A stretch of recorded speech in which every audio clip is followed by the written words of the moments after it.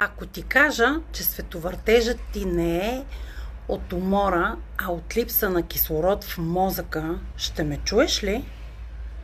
Това леко люлеене, което усещаш този момент, когато трябва да се хванеш за стената, не е просто лошо време или ниска захар.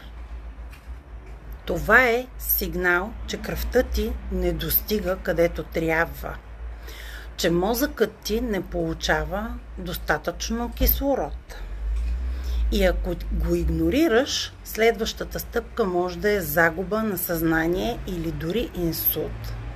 Метапро помага да върнеш нормалния поток в кръвоносната система преди тези малки симптоми да се превърнат в големи проблеми.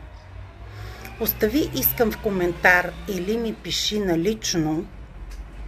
Време е да спреш да се чувстваш като на лодка в собствения си дом.